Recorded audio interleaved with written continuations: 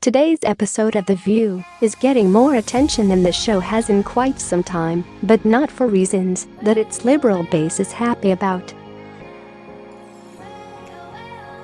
As it turns out, viewers were left shocked after what Meghan McCain let slip during a heated exchange. If you don't want the liberal narrative crammed down your throat, then you should never watch The View. However, things haven't been going too well for the leftist program these days, as they've been under heavily criticized.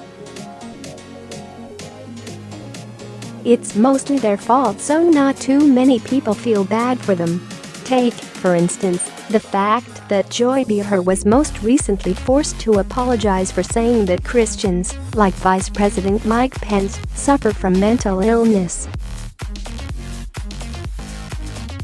After weeks of attacks, and even their advertisers feeling some of the backlash, Behar finally said that she was sorry for her poor word choice.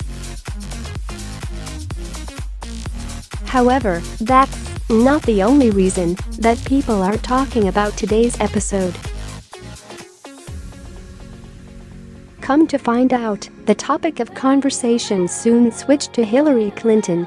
Now, for those unaware, Hillary recently told an audience in India that President Donald Trump won because he recruited backward voters who didn't like black people or women, as the Washington Times reports. And of course, this isn't true, but that didn't stop the liberal co-hosts of The View from defending Hillary's right to make such inflammatory remarks. However, things would take a turn, as at least two members of the panel started to attack. Behar said that Hillary had every right to say what she wanted to, but that's when things got ugly. In fact, Sarah Haines was the first to voice her frustration, asking why are we still talking about the campaign? Saying that Hillary's book was supposed to help her get over the loss, Sarah then simply stated that Hillary should be looking to the future, not whining about the past. Behar defended her beloved idol, but things were far from over, according to the Daily Caller. As it turns out, the biggest bomb would be dropped by Meghan McCain, who left viewers not too happy after what she let slip during the heated exchange. She ran one of the worst campaigns ever, McCain said. She didn't do the ground game in Wisconsin and North Carolina that she should have. I think at this point, if you can't stop making this about virtue signaling and race. A lot of it was about poverty. A lot of it was about the economy. A lot of it was just this anti-Washington sentiment. Anti-establishment sentiment we should have seen growing with the Tea Party. She's blaming married white women, reciting the typical liberal talking points. Behar reiterated that Hillary won the popular vote by 3 million votes.